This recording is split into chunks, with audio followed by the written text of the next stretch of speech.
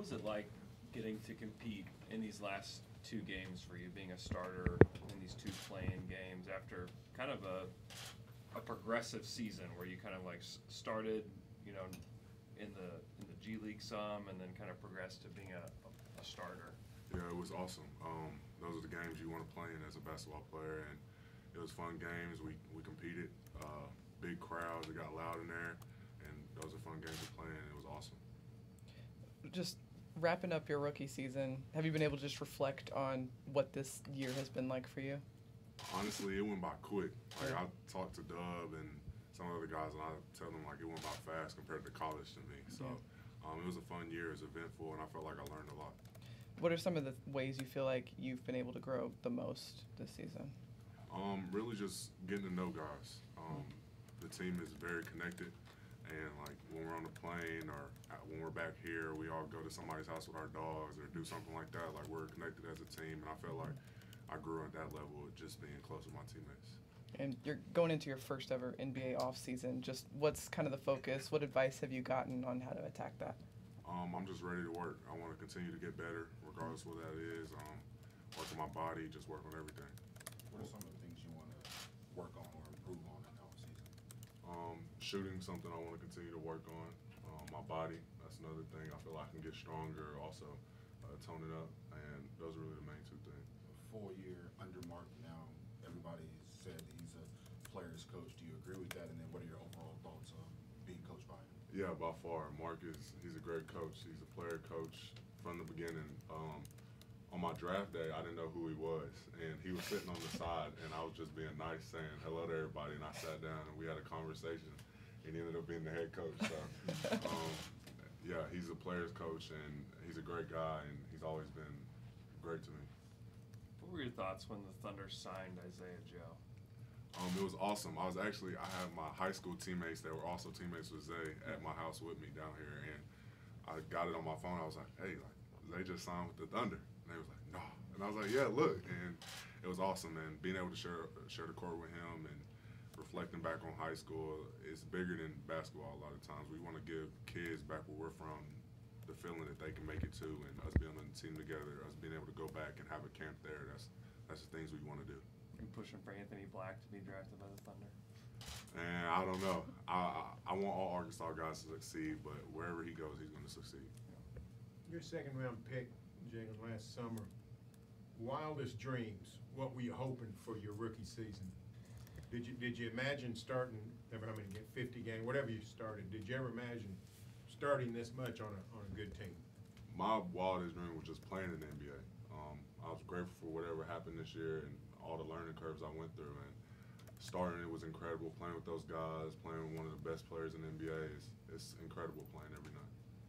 Kenrich said that you were the best rookie singer. Is that a hidden talent you have? Nah, I don't do singing. It's just, I don't know, I guess just my voice, but nah, I don't do singing. Growing up, I'd assume you were the tallest kid around high school, college. Is it ever weird to hear that people consider you an undersized center? Yeah, honestly, it is. I've always been the tallest, like you said, and now it's kind of, I feel like I play big. I try to use my strength, but it's definitely weird not being the tallest on the court. How tough was that? You're playing some, I mean, Valanciunas is a monster, and Gobert 7'3", and a lot of teams have guys like that. How tough of a job is that to try to match up with guys that big? Every night is tough. Those physical games, those are games I love. I love going down there and having to fight the post or box out, and those are the fun games for me, so I love it. What was it like playing for Cam Woods in his first year as a head coach, and how did playing for the Blue prepare you for this week? It was fun. Actually, my pre-draft workout, Cam was the one that was telling me how to do things. He was telling me how to do things like defensive stuff before I even got here. And going to the Blue, he was the head coach, and it was just fun. Me and him were going back and forth at each other, and sometimes I'd get him, and he'd be like, all right, I got 5 push-ups for you. So it was fun playing for him, and it was a fun learning curve in the Blue. And Isaiah compared this a lot to Arkansas, living here.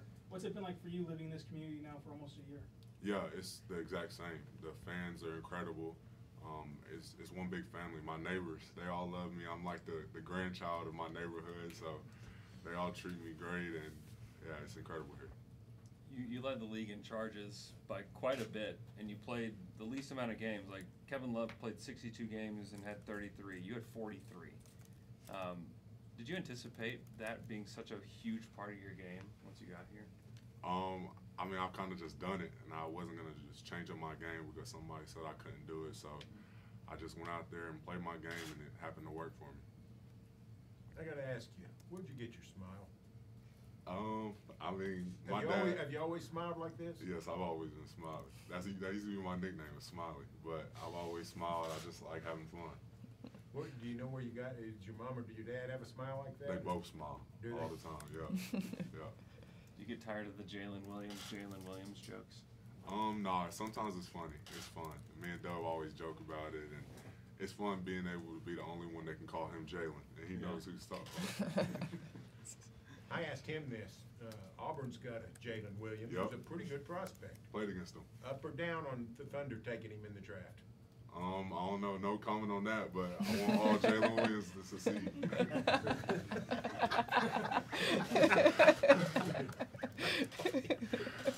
are some non-basketball related things that you're looking forward to doing in the offseason? I'm going fishing tomorrow. As soon as I get home, I'm going fishing with my cousins, and can't wait for that. But I can't wait to see my family and just have some time with them. Big fisherman. I wouldn't say crazy big, but it's relaxing, and I haven't got to since I've been here. I used to go all the time back at Arkansas, but I'm excited to go tomorrow. Where are you going? Lake or river or where? A pond. One of my friends' grandparents' pond, something like that. Yeah. As late as you guys got in last night, showing up like 4 a.m., the fans being there to support you guys, did you expect that? And also, how much does it mean to you guys to have that support?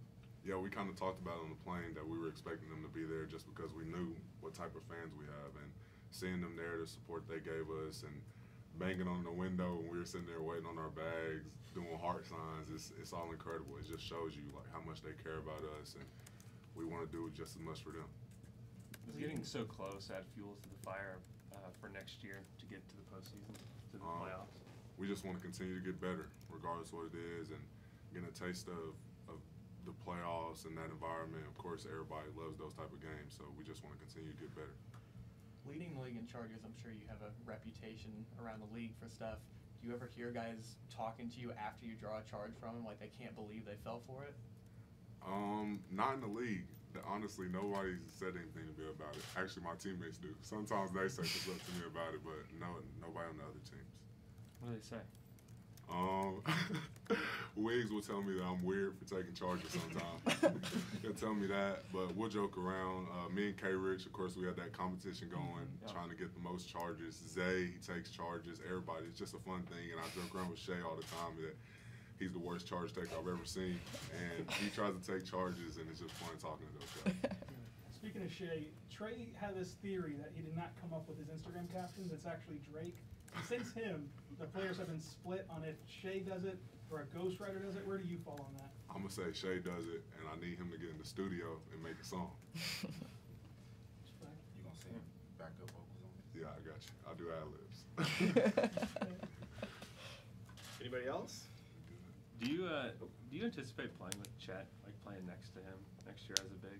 I'm ready for whatever. Chet's a great competitor. We played against each other in college, and then we played against each other when we first got here, and we always talk about the college game, talking smack talk to each other. So I know the competitor he is, I'm ready to share the court with him. Do you anticipate playing in the summer league at all? I'm not sure. Anybody else?